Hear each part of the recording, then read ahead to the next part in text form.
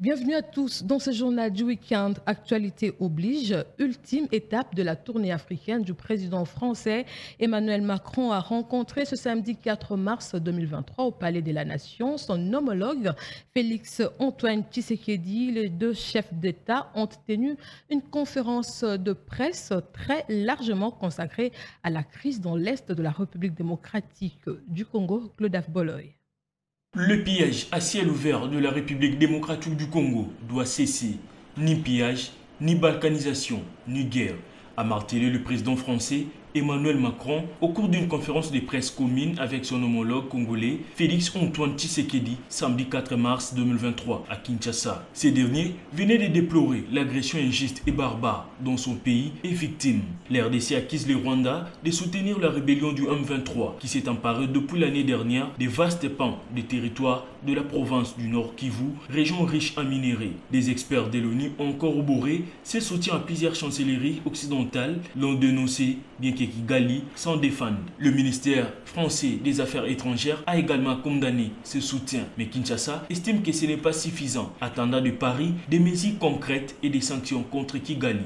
Emmanuel Macron n'a pas condamné nommément le Rwanda, n'a pas annoncé des sanctions ni dénoncé clairement le soutien rwandais au M23, mais il a appelé samedi chacun à prendre ses responsabilités, y compris le Rwanda. Le président français a apporté un soutien appuyé aux initiatives diplomatiques lancées pour tenter de résoudre la crise, notamment celle pilotée par le président angolais João Lourenço, qu'il a rencontré vendredi lors de la deuxième étape de son voyage en Afrique centrale. Durant les discussions qu'il a eues avec le président Lourenço et Tshisekedi, ainsi qu'avec le président rwandais Paul Kagame, Emmanuel Macron a dit avoir constaté que tous avaient apporté un soutien clair à un cessez-le-feu. Mardi prochain, tel que prévu dans le chronogramme, les représentants du M23 qui sont allés voir le président Lourenço se sont aussi engagés sur ces points, a-t-il rajouté. Signalons que l'Union européenne a par ailleurs annoncé samedi la mise en place d'un pont aérien humanitaire vers Goma pour soutenir les populations de l'Est de la République démocratique du Congo en proie à la rébellion du M23, ainsi que les déblocages d'une aide de 47 millions d'euros. Je vous propose à présent de suivre le propos des deux chefs d'État lors de ces tête-à-tête. Ce qui est de ce que j'ai évoqué en entrée en matière, c'est-à-dire cette agression injuste et barbare, comme vous le savez, il y a eu un mini-sommet à Addis Abeba récemment, au cours duquel nous avons désigné le président João Lourenço de l'Angola. Moi, je reste, comme vous le savez, toujours sur ma position. Je demande à voir, parce que nous ne sommes pas au premier processus près. Les cessez-le-feu, nous les avons déjà décidés depuis le processus de Nairobi. Ensuite, il y a eu celui de Luanda, où il y a eu encore un cessez-le-feu, plus un calendrier qui commençait le 25. Après le cessez-le-feu, il y avait le retrait jusqu'au 15 janvier, et puis ensuite le cantonnement. Rien de tout cela n'a été fait. Nous demandons à voir. Nous donnons la chance à la paix, car comme je vous l'ai dit, ma présidence, elle est destinée plutôt à favoriser la cordiale entente entre les peuples, à commencer par les peuples des pays voisins. Donc je ne mettrai jamais d'entrave à tout ce qui peut aller dans le sens de respecter ou de promouvoir plutôt le processus de paix et de stabilité dans la région. Le plan qui est aujourd'hui sur la table, qui a été agréé par tous, qui est en train d'être mis en œuvre, j'en suis convaincu, est le bon, à condition évidemment qu'à chaque étape il soit respecté et que le chronogramme qui a été décidé à partir du 28 février soit dûment respecté. Cessez-le-feu sur le terrain, mécanisme de vérification sous supervision angolaise, cantonnement du M23 sur votre sol, processus de désengagement, désarmement et réinsertion, déploiement de forces régionales. Et je veux ici remercier les Kenyans, j'espère que les autres rejoindront, et je veux ici dire que nous serons évidemment mobilisés pour aider au financement et désescalade dans un premier temps, retour à une paix durable ensuite. Tout ça est ce qui nous a longtemps manqué, mais tout ça dépend évidemment des pressions politiques, diplomatiques, économiques, pour que cela soit respecté. Nous verrons maintenant si chacun respecte la parole donnée. Mais si je dois retenir un seul motif d'optimisme, c'est que tous mes interlocuteurs adhèrent à ce plan porté par l'Angola, le Kenya, le Burundi, et je salue, cher Félix, le courage qui est le vôtre de donner une chance à ce plan et à la paix.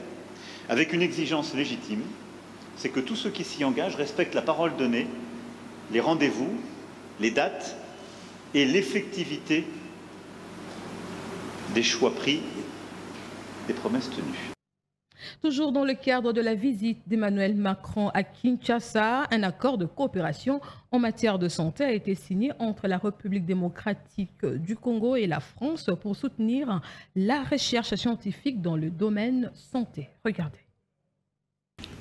Monsieur le Président, l'Institut national de recherche biomédicale INRB, qui a l'insigne honneur de vous accueillir en ce 4 mars 2023, est le fruit d'un partenariat de plusieurs pays représentés ici par leurs ambassadeurs respectifs. Qu'ils veuillent bien recevoir l'expression de notre profonde gratitude.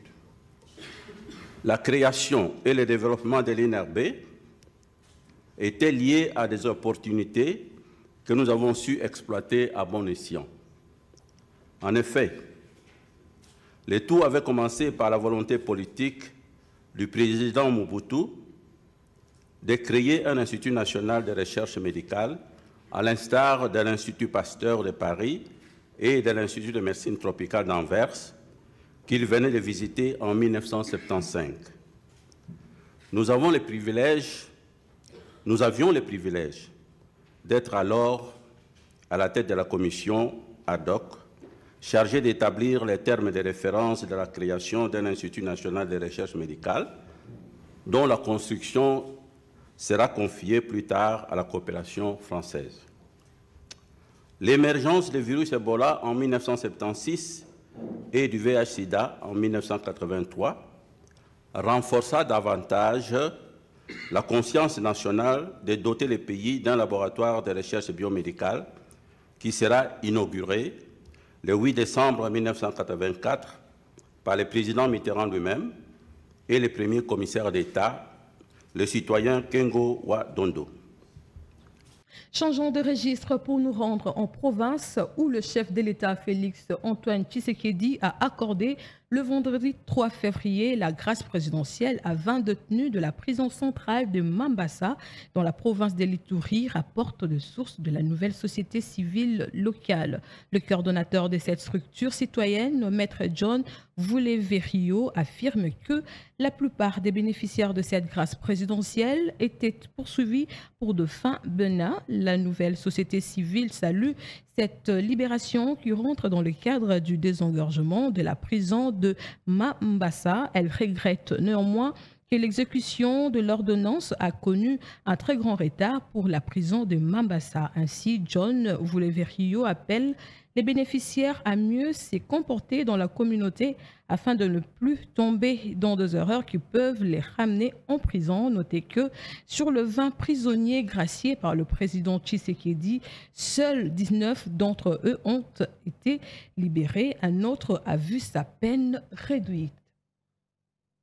À Kinshasa, Maître Moussa Condé, président de la structure La Jeunesse Congolaise Rénovée, a lancé ce samedi 4 mars 2023 la campagne de ramassage des déchets et ordures dans la commune de Kalamou. C'était en présence de Stéphane Mouchipaï et Becker Makantela.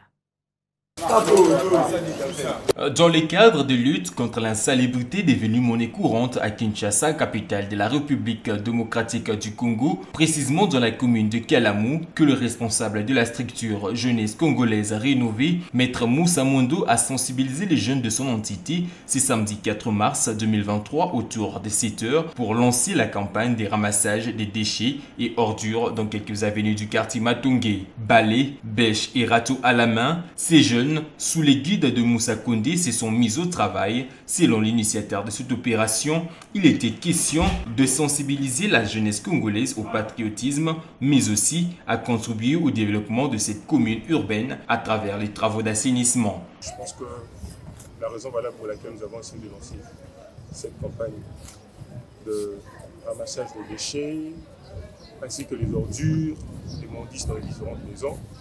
C'est une manière pour nous de sensibiliser les jeunes à aimer notre commune et participer au développement du pays, comme on le dit. Je pense qu'on doit être de bons patriotes. Nous devons aimer notre pays et notre environnement. Par exemple, la CNRS, c'est de montrer, expliquer aux gens, en mettant des ordures devant chez vous, même devant chez toi à la maison, ça peut créer des maladies. Nous-mêmes, nous pouvons essayer d'aider l'État, tout en mettant en œuvre des différentes activités, comme un salon. Moi, c'est du plaisir de le faire avec les différents frères. On se lève un beau matin, on se décide de donner de la lumière dans l'avenue, tout en levant des différentes odeurs qui nous dérangent, qui nous gangrènent. Donc, en quelque sorte, c'est un peu ça. Quelques personnes interrogées sur place n'ont pas manqué d'exprimer leur satisfaction. Il y a Liboso, Moussa Kola Ana quartier. Aza mwana biso. Tomoni ndenga za kokola, nandenga yo kokoma mukolo boye. En tout cas, toujours sepera. Ne bandela bandi kolongo biso ba salité na avenir. Avenir jo koma propre bino mo botala ndenge musale za kosala. En tout cas, to sepeli makasi. Je suis jeune. À ce moment ici, il faut beaucoup plus de numéros de jeunes. Parce que dans le pays, 75% ils sont trop jeunes. Lorsque les jeunes manquent à ça, là, il faut beaucoup plus pour soutenir les. Donc, on a vraiment des mots bien pour la communauté à Kalamou. Ceci est un bel exemple prêché à la jeunesse congolaise sur l'amour de la RDC, mais aussi à travailler pour redorer à la capitale congolaise sa plus belle robe d'antan. Dans les jours à venir, l'Office des routes va offrir au pays de ponts aux normes modernes, ce qui ressort de l'accord de partenariat signé entre les DG de l'Office des routes, le professeur Jeannot Kitanga-Langoy et Philippe Matière, DG de la société Matière SA. Tout a été fait au cours d'un point de presse tenu devant les hommes de presse à Kinshasa, Glodave Boloy. Dans les jours à venir, l'Office des routes facilitera le pays avec deux ponts aux normes dans laquelle une société française appelée Matière a signé un accord de partenariat avec l'Office des routes pour des travaux. Tout s'est fait au cours d'un point de presse mixte tenu avec la société Matière. Un protocole d'accord a été signé avec l'infatigable DG de l'Office de route, professeur Jeannot Kitanga-Langoy et M. Philippe Matière, DG de la société Matière SA. Toutes les conditions en rapport avec la passation du marché a été scrupuleusement respectées selon les règles. Il faut savoir qu'il s'agit du troisième contrat effectué que l'Office des routes a signé avec cette firme française qui est à 12 ans d'existence au sol congolais. Cette société va commencer à produire à peu près 40% de ponts ici en République démocratique du Congo pour permettre que le pays soit désenclavé. La signature de ce contrat donc a obéi à toute la procédure légale existante en République démocratique du Congo. C'est-à-dire nous sommes présentés devant la DGCP où nous avons obtenu des avis de non-objection par rapport à la procédure, par rapport même à la signature de ces contrats et par rapport au plan de passation de marché. Un point de presse qui a connu la participation de plusieurs médias et qui ont posé tant de questions à ces deux personnalités. Signalons que ce samedi 4 mars 2023, DG de l'Office de route, professeur Jeannot Kitanga-Langoy, va signer les contrats avec les DG Philippe Matière devant le président de la République, Félix Antoine Tshisekedi, et le président Emmanuel Macron en séjour à Kinshasa pour la fourniture des SAE impôts pour toute la RDC.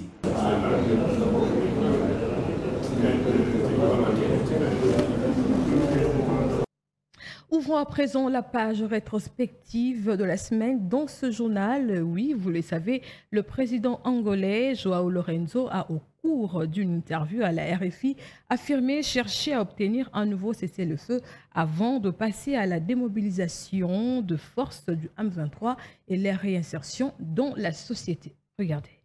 C'est au cours d'une interview accordée par la Radio France Internationale que le président de la République d'Angola, João Lourenço, a indiqué qu'après le dernier sommet, il a réussi à trouver un cessez-le-feu qui malheureusement a été violé par les parties prenantes, notamment des groupes armés locaux et étrangers. Au sommet de Luanda en Angola, nous avons réussi à trouver un cessez-le-feu qui malheureusement a été violé à plusieurs reprises. Maintenant, nous cherchons à trouver un autre nouveau cessez-le-feu et passer ensuite à la démobilisation des forces du M23 et par conséquence à la réinsertion des composantes du M23 dans la société congolaise, a-t-il déclaré dans cette interview. S'agissant du déploiement des forces de l'EAC sur le territoire congolais, le président angolais a souligné que jusqu'à présent, il n'y a que la force kenyane qui est à l'est de la RDC. Ici est de noter que, lors de la réunion de chefs d'état-major de défense de l'EAC tenue à Nairobi le 9 février dernier, il a été décidé que le mouvement du M23 devrait se retirer du territoire congolais le 28 février 2023 et suivi d'un cessez-le-feu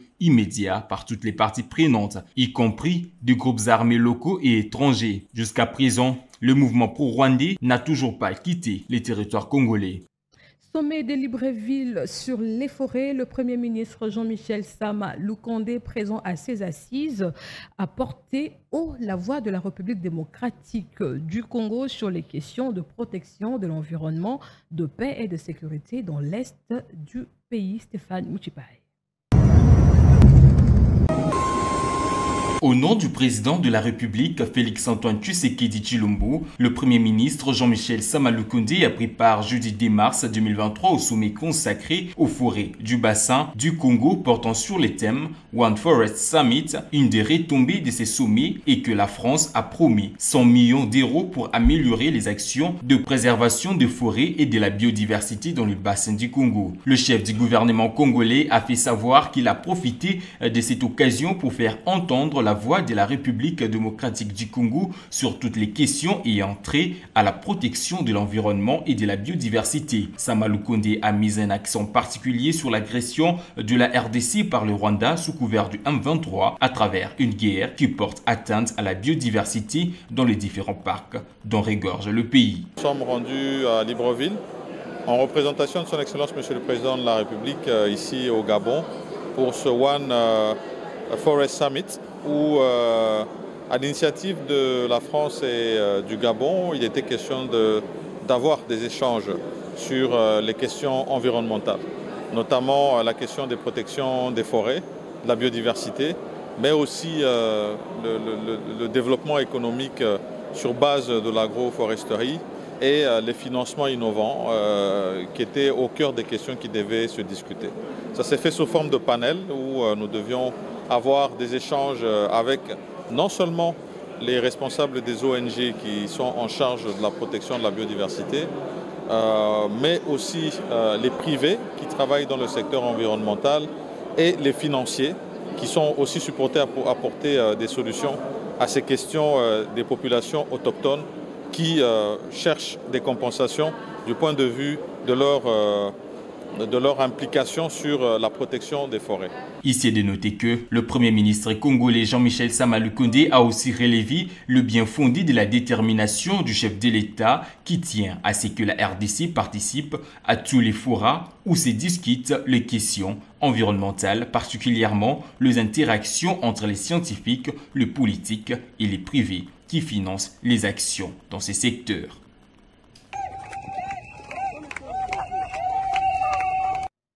Élection 2023 à présent, enrôlement de Congolais résidents au Canada. Au nom du président Denis Kadima, le go a été lancé le lundi 27 février 2023 à Ottawa par le rapporteur adjoint Paul Mouindo. Plusieurs Congolais de diaspora sont attendus à l'ambassade de la République démocratique du Congo au Canada. Glodave Boloy pour les détails. Le rapporteur adjoint de la CENI, Paul Mouindo, a confirmé dimanche 26 février 2023 à Ottawa l'effectivité de l'opération d'identification et d'enrôlement des Congolais vivant au Canada. Lundi 27 février, au sein de l'ambassade de la RDC à Ottawa, en province d'Ontario, cette annonce a été faite après des activités tenues devant plusieurs Congolais vivant au Canada. En début d'après-midi, le rapporteur adjoint de la CENI a participé au culte dominical du centre Bondeko, une église catholique où prennent part plusieurs Congolais vivant à Ottawa à Gatineau. Il y a certaines facilités qui leur sera accordées. Pour ceux n'ayant pas de passeport mais ayant déjà introduit la demande, l'ambassade va également leur accorder des facilités. Voilà pourquoi nous sommes passés pour vous informer de cela et nous tenons la Commission de transition indépendante à ce que pour la première fois, les Congolais dans ces 5 pays puissent aussi faire participer, puissent aussi exprimer leur droit de vote pour les élections présidentielles. Parce que les élections au niveau de l'étranger ou en faveur des Congolais résidant à l'étranger ne concernent que les niveaux présidentiels. Donc voilà le premier message que nous avions à vous communiquer et nous tenons très sincèrement au nom de notre président Denis Kadima qui nous a également demandé de vous saluer et remercier l'Église ainsi que tous les croyants. Et nous vous convions à partir de demain à venir nombreux pour participer à l'enrôlement et que chacun obtienne sa carte d'électeur. Dans la soirée, Paul Mouindo a invité de nouveau sur Vision Conférence les représentants des communautés congolaises et tous les compatriotes qui ont répondu à l'invitation, leur lancer de se présenter à l'ambassade dès ce lundi à partir de 9h à s'enrôler afin de répondre à leurs devoirs civiques conformément à la Constitution. Le centre d'inscription sera ouvert tout le jour, sauf lundi, de 9h à 18h. Plus de 25 millions de personnes, soit 51,2%, ont été déjà enrôlées en République démocratique du Congo depuis le début de l'opération de révision du fichier électoral. C'est le rapporteur de la Commission électorale nationale indépendante, Patricien Seya, qui l'a fait savoir le mardi 28 février au cours d'une conférence de presse tenue dans la ville de Kinshasa. Une fois de plus, Glodaf Goloye. C'est le rapporteur de la Commission électorale nationale indépendante, CENI, Patricien Seya, qui l'a fait savoir ce mardi au cours d'une conférence de presse tenue dans la ville de Kinshasa. Comme on peut bien le constater, l'enrôlement des électeurs couvre actuellement l'ensemble du territoire national et les 5 pays pilotes pour l'identification et l'enrôlement des Congolais résidant à l'étranger. Total général, sans compter les électeurs de l'étranger, nombre de lecteurs attendus, 49,382 522 nombre d'enrôlés, 25 331, 717, soit 51,2%, a déclaré ce membre du bureau Kadima. Par ailleurs, elle a annoncé la clôture définitive de l'opération d'identification et d'enrôlement des électeurs dans la première ère opérationnelle. À l'en croire, sur les 18 694 et 5 142 électeurs attendus, 18 346,235, soit 98%, ont été enrôlés dans la première ère opérationnelle. Entre-temps, cette opération est en cours dans les 2 dernières aires opérationnelles et les 5 pays pilotes, France, Canada, Afrique du Sud, ISA et Belgique, dont les Congolais résidents participent aux élections de 2023.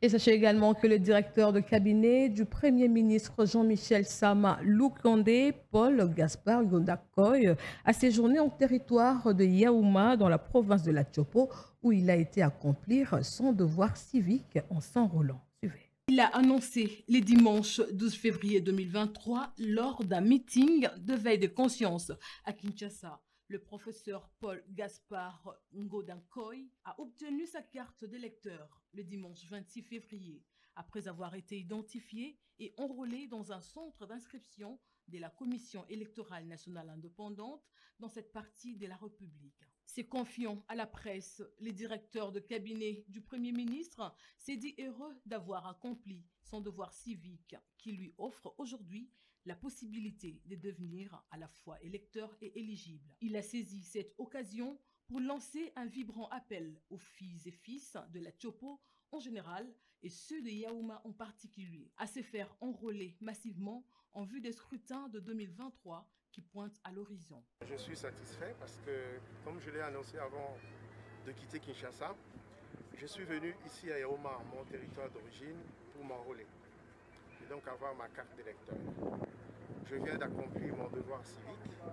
Maintenant, je suis en possession de ma carte d'électeur. Ça me donne donc le droit à la fois d'élire et d'être éligible. Je rends grâce à Dieu qui a permis que j'arrive jusqu'ici depuis Kinshasa. Et merci également à toutes les autorités de mon pays, son Excellence Félix-Antoine Tshisekedi Tshilombo, le président de la République, ainsi que son Excellence Jean-Michel Samalukonde Kenge, mon Premier ministre, qui m'ont permis de descendre sur terrain pour accomplir ce devoir civique. Pour rappel, à Kinshasa, lors d'un meeting de veille de conscience patriotique à l'intention des fils et filles de Yaouma, le professeur Paul Gaspard Ngodakoy avait lancé un appel à un enrôlement massif tout en invitant la population de coin de la République à privilégier l'unité nationale, la paix, l'amour et à bannir l'esprit des régionalismes. Et justement, les équipes de supervision de la CENI ont mis la main sur 3 membres d'un centre d'inscription ayant livré 4 cartes d'électeurs à un animateur d'une chaîne YouTube. C'est avec le moyen d'outils d'investigation interne à la CENI et du KR, code généré des différentes cartes imprimées, que les hommes de la CENI ont pu retracer avec exactitude les auteurs présumés de ces fausses cartes. Regardez. Les équipes de supervision de la Commission électorale nationale indépendante envoyées par le président de la CENI ont mis la main sur 3 membres du centre d'inscription situé au lycée Père René, Tipax, dans la commune de Massina, qui sont à l'origine de la production des 4 cartes d'électeurs au profit d'un animateur d'une chaîne YouTube connue. Il s'agit de M. Kevin Katembo Kimfumu, préposé à l'identification, faisant office du président du centre d'inscription, Jérémy Tiesa Kapia, opérateur des saisies, et enfin Djemba Eli, préposés, polyvalents. Ils ont été remis entre les mains de la justice. Au moyen d'outils d'investigation interne à la CENI et du QR code généré des différentes cartes imprimées, les équipes de la CENI ont pu retracer avec exactitude les acteurs présumés de ces fausses cartes. Nous voulons rassurer à la population et aux électeurs qui vont sûrement se demander, lui il a été épinglé, qu'en adviendra-t-il des autres? Comme nous en avons parlé, nous avons toujours expliqué, le processus l'acquisition des cartes était un processus in situ. Cela veut dire que les cartes ne subissent aucun traitement préalable avant d'être remis à l'électeur. Ça, c'est selon notre loi. Mais malgré cela, la CENI a prévu un système de nettoyage du fichier électoral. Et je vous rassure que ces cas et les autres qui ont agi de la même façon pourraient être épinglés lors du nettoyage.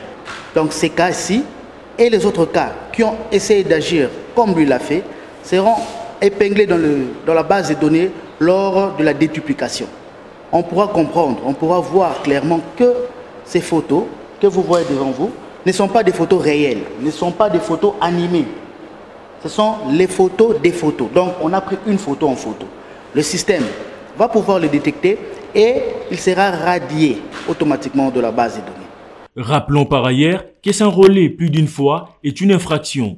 Selon la loi numéro 04/028 du 24 décembre 2004 portant identification et enrôlement des électeurs en République démocratique du Congo, telle que modifiée et complétée par la loi numéro 16/007 du 29 juin 2016 en son article 45, est puni pour faux en écriture conformément au code pénal congolais et déchu de ses droits de vote et d'éligibilité pour une durée de 6 ans toute personne qui s'est fait identifier et enrôler sous un faux nom ou sous une fausse qualité. 2. Toute personne en se faisant identifier et enrôler dissimule une incapacité prévue par les articles 8 et 9 de la présente loi. Toute personne qui s'est fait inscrire volontairement plus d'une fois.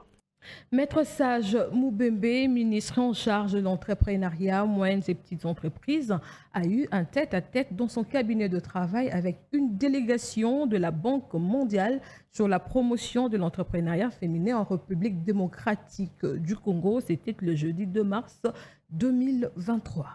Le ministre d'État, ministre de l'Entrepreneuriat, Petites et Moyennes Entreprises, Maître Sage Mouranzi Moubembe, a reçu en audience le jeudi 2 mars 2023 en son cabinet de travail une délégation de la Banque mondiale qui supervise 2 projets phares, à savoir le projet de transformation économique, entrepreneuriat féminin et modernisation des PME pour l'emploi et la croissance transforme, ainsi que le projet d'appui au développement des micro, petites et moyennes entreprises, PADEM-PME. En effet, cette audience a tourné autour du lancement immédiat imminent des activités du projet Transforme qui va couvrir cette province en commençant dès la semaine prochaine par la province du Kasaï oriental. Il a été aussi question dans cette audience de faire un état des lieux exhaustif du projet PADEM-PME arrivé en phase terminale. Nous avons fait le point avec le ministre sur les préparatifs de ce lancement et également plus globalement sur les préparatifs qui ont été initiés pour que les activités prévues sur ce projet soient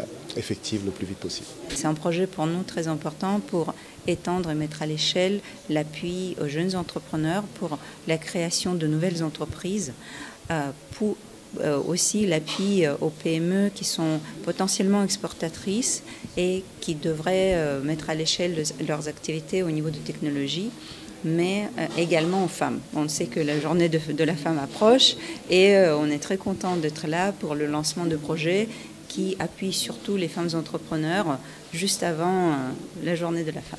Il s'y est de rappeler que le gouvernement de la République, à travers le ministère de l'Entrepreneuriat, reste déterminé à réussir la matérialisation ainsi que la mise en œuvre de ces projets par le renforcement des capacités des entrepreneurs aux fins de créer et de promouvoir des entreprises pérennes, pourvoyeurs d'emplois et de croissance.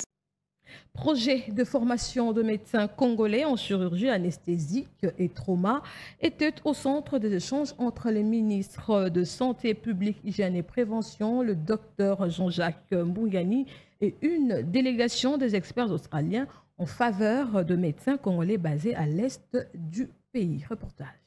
Le ministre de la Santé publique, Hygiène et Prévention, Dr Jean-Jacques Mbungani, a accordé une audience dans son cabinet de travail à Kinshasa à un groupe de médecins australiens en mission en République démocratique du Congo pour conduire une série de formations en faveur de médecins congolais basés à l'est du pays. Au cours de leurs échanges, le chef de la délégation australienne a précisé qu'il s'agit d'une formation spécifique sur les systèmes SOTA, c'est-à-dire une formation orientée et concentrée sur la chirurgie, l'anesthésie et les traumas.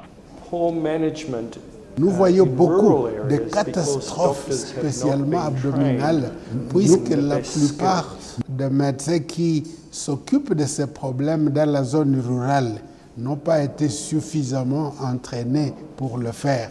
Les médecins ont appris beaucoup, surtout théorique, mais nous voulons améliorer leurs connaissances et surtout la connaissance pratique de bien opérer ces malades qui sont à catastrophe ou en urgence. La formation sera pour 2 mois d'abord, pour les médecins qui ont déjà essayé.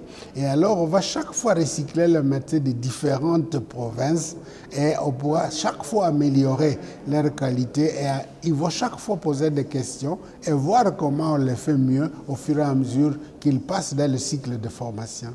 Pour la délégation australienne, ces projets répondent justement aux recommandations de l'Organisation mondiale de la santé, OMS en sigle, qui a voulu que les personnes vivant dans les zones rurales puissent avoir accès aux soins de santé sécurisés et complets d'ici les années 2030. Ici est de noter que cette initiative est saluée par le ministre de la Santé publique, Hygiène et Prévention, le Dr Jean-Jacques Mbungani, qui l'a assuré de son accompagnement et envisage de partager le projet aux autres membres du gouvernement lors du prochain Conseil des ministres, car il rêvait d'une importance capitale qui va plus se justifier dans des zones où il y a carence de spécialistes en chirurgie.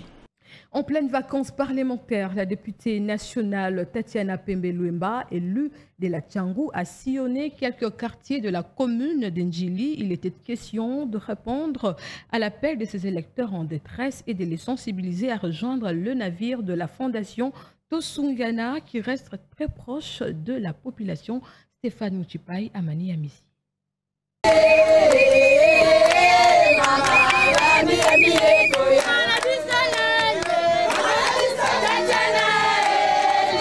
L'élu de la Tchangou, l'honorable Tatiana Pembe, a eu une journée très surchargée ce lundi 28 février 2023 pour répondre à ses devoirs en tant que députée nationale pendant cette période des vacances parlementaires. Tous les matins, l'honorable Tatiana Pembe s'est rendue dans la commune d'Ndjili, sa base électorale, pour présider la cérémonie d'adhésion massive de femmes à la cellule Boigna, une branche de la fondation Tosungana. Accueillie au rythme de chant et pas de danse, l'oratrice du jour, Tatiana Pembe, a prêché sur l'amour, l'un des éléments majeurs qui décrit en quelques lignes la vision de la Fondation Tosungana. En tout cas, à chaque fois qu'on a ça la naissance, on a un élo au moins pour ça bolingo. Bolingo au bozo la sabiso et ça a malobate et ça a preuve. Donc, et ça fait devoir on a soutenir bino. Il y a on a le baki année au n'engama on a ça dans Jili. Pour ça, en sorte que par membre la vision de la Fondation Tosungana fait base à la bien encadrée. La Fondation Tosungana Tolobarani Sunganga na Sungayo Tosungana exhorter Bino vraiment pour adhérer et payer la Fondation Tosungana pour profiter de l'avantage. Après s'être entretenue avec les mamans de la cellule Boigna, Tatiana Pembe-Lumba a rendu visite à la famille victime d'un drame tragique dont un bébé d'environ 3 ans a été dévoré par un chien de race, communément appelé pitbull, afin d'assister financièrement l'inconsolable mère qui a vu ses chiens ôter la vie à sa pauvre fille. Réchoquée de la tragédie, après avoir remis une somme consistante pour l'organisation des obsèques, Tatiana Pembe s'est exprimée en ces termes.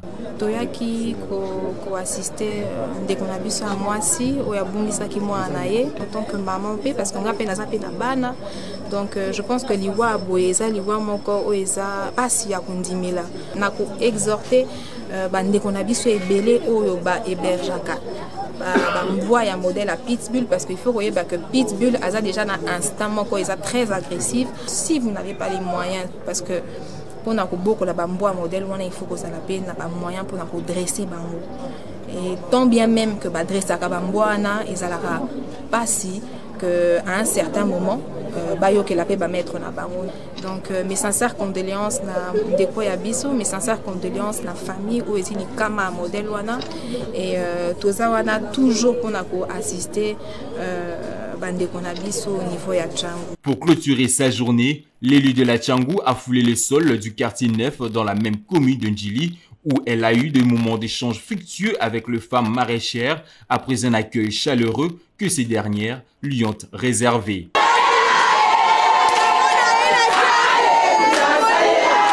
Satisfait de ce geste, Tatiana Pembe-Lumba n'a pas hésité de dévoiler les grandes lignes de sa vision pour la commune d'Ndjili en général et de femmes maraîchères en particulier.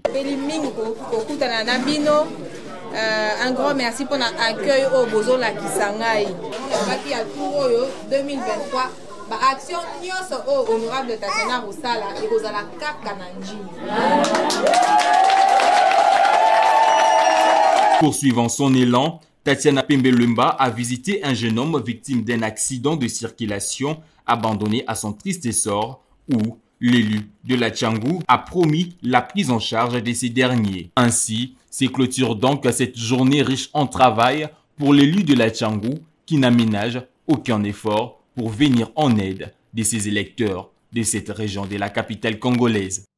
Plusieurs femmes de l'association de femmes des militaires ont adhéré au sein du parti politique Fraternité congolaise, chapeautée par Bienvenue à Kilimali. La cérémonie solennelle s'est déroulée vendredi 3 mars au siège de ces partis situé dans la commune de Kassavubu. Stéphane Mouchipa et Franck Mongata. C'était une délégation forte de l'association des épouses des militaires et des policiers, conduite par Doris Mbo, cadre de ces structures, qui ont adhéré ce vendredi 3 mars 2023 au sein du parti politique La Fraternité congolaise, parti cher à Bienvenue à Kilimali, qui a présidé cette cérémonie d'adhésion massive. En présence de plusieurs cadres du parti, Doris Mbo s'est exprimé en ces termes. Les objectifs d'un parti politique étant de conquérir le pouvoir, le maintenir le plus longtemps possible et au regard des buts de notre cher parti, nous venons en appui aux efforts déjà fournis par les vaillants frères pour arriver ensemble à réaliser nos rêves. Mes mamans, frères, mes sœurs et moi, vous promettons notre implication totale dans toutes les activités du parti afin de pouvoir faire vivre ce dernier. Nos pères ont juré loyauté jusqu'au sacrifice suprême sous le drapeau de notre mère patrie, la République démocratique du Congo. Ainsi, je tiens à dire qu'étant enfants et épouses des hommes en uniforme, nous avons aujourd'hui choisi de combattre auprès de nos papas autrement. Dans le social, nous y sommes déjà depuis plusieurs années. Aujourd'hui, nous voulons contribuer à tout point de vue sur leur sort. Nous voulons être leur voix, porter leur voix. Prenant la parole, le numéro 1 de ces partis, Bienvenue à Kélimali, n'a pas caché ses émotions au regard de cette cérémonie solennelle.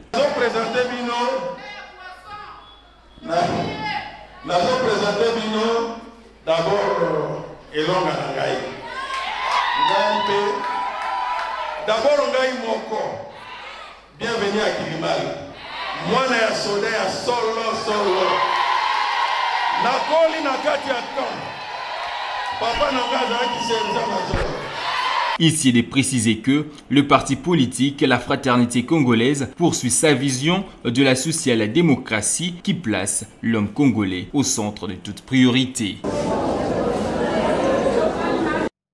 En sport, la commission de gestion de la Linafoot était en réunion avec l'association des dirigeants de clubs du Congo en son siège le vendredi 3 mars 2023. Après plus d'une heure d'échange, le numéro 1 de la Linafoot, Bosco Mouéou, a fait le compte rendu. Il était au micro de Patrick Lokala. Écoutez, nous avons amorcé un processus de recherche de solutions pour que le championnat reprenne. Nous avons été ensemble avec la DEFCO à la fédération. La fédération, au nom et pour le compte de qui la Linafoot organise ce championnat. Et la fédération et la DEFCO ont proposé un certain nombre de choses que nous devrions suivre pour que nous arrivions effectivement à la reprise du championnat. Écoutez, la FECOFA est partie voir certaines autorités pour aboutir à la reprise du championnat. Et la DEFCO, qui a, comme vous et nous, vu comment nos clubs qui nous représentent à la compétition africaine peinaient à jouer, faute de championnat et de compétition dans les jambes, est revenu voir la Linafoot, qui est son partenaire, et qu'ensemble, nous voyons où nous en sommes. Et ensemble, nous avons constaté effectivement que jusque-là, quoi qu'on dise, le championnat est toujours à l'arrêt. Et ce n'est pas une bonne situation pour nous autres, pour nous tous, pour la DEFCO, pour la Linafoot, pour la FECOFA, bref, pour le pays. Nous avons entrepris une série de réflexions ensemble pour que nous voyions d'ici la semaine prochaine qu'est-ce que nous pouvons entreprendre comme démarche auprès des autorités, auprès de ceux qui décident, pour que cette situation ne demeure pas ce qu'elle est aujourd'hui. C'est ce que nous nous sommes dit. La semaine prochaine, sûrement que nous allons nous appeler, parce que nous nous sommes vus beaucoup. Il faut maintenant que nous amorcions des démarches pour voir les autorités et qui nous aident effectivement à reprendre avec le championnat. Vous savez, nous aimons tellement le football qu'il ne doit pas demeurer à l'état où il est actuellement. Nous en appelons au gouvernement, nous en appelons à tous les décideurs de comprendre que le football manque au Congo, le football manque aux jeunes. Nos équipes peinent à s'exprimer sur le plan continental par faute de compétition dans les jambes. Nous allons voir qui il faut voir pour que la solution soit trouvée pour notre football.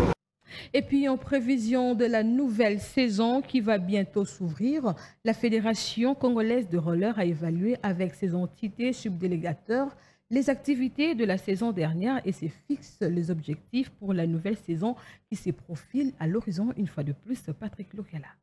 Une grande réunion a eu lieu le vendredi 24 février 2023 au siège de la Fédération congolaise de roller. Le membre du comité exécutif, le représentant des différentes ligues et quelques athlètes ont pris part à ces congrès afin de peaufiner des stratégies pour la bonne marche de ces sports dans cette nouvelle année qui commence. 7 points étaient à l'ordre du jour, notamment la communication du président, les activités réalisées, l'élaboration du calendrier des prochaines activités, la reprise des entraînements, quelques cas d'indiscipline, les propositions ainsi que le divers.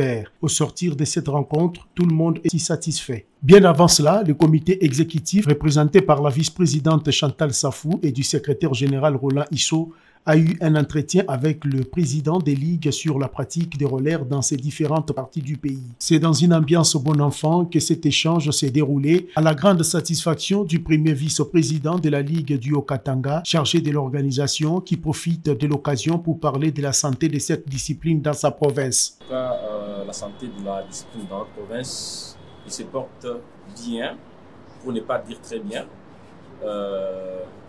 Nous sommes en train de préparer une très grande réunion auquel nous allons prendre notre programme annuel et organiser notre championnat provincial. Et je suis arrivé ici à Kinshasa, d'abord premièrement pour présenter des civilités à la fédération, visiter la fédération et aussi parler des lacunes, des lacunes que nous avons en province et concernant les championnats qu'on n'a pas pu organiser l'année passée et concernant la réunion que nous devons déposer notre rapport incessamment. Le secrétaire général de la FECOROL se donne la quintessence de cet échange fructueux entre la fédération et les représentants des ligues. C'est un rendez-vous qui rentre dans le cadre d'une courtoisie également, d'une inspection dans le fonctionnement de nos différentes ligues. La FECOROL est parmi les meilleures fédérations ici sportives et démocratiques du Congo qui a installé 14 ligues à travers les 26 provinces de la République. Donc, ce qui fait que les ligues travaillent et nous recevons le rapport de chaque ligue. Alors, pour le premier vice-président de la Ligue du Haut-Katanga, c'était tout à fait une surprise également. Et puis pour lui, une première fois de visiter le bureau de la Fédération nationale et d'échanger justement autour de certaines difficultés qu'il rencontre également dans l'organisation du championnat provincial. Comme l'année passée, le championnat n'a pas eu lieu, ils ont connu certaines difficultés et il fallait quand même aussi voir comment il a gagné. Voilà, c'est par cette note sportive que nous mettons un terme à ce journal. Le prochain rendez-vous d'actualité, c'est demain à la même heure avec les mêmes plaisirs. Au revoir.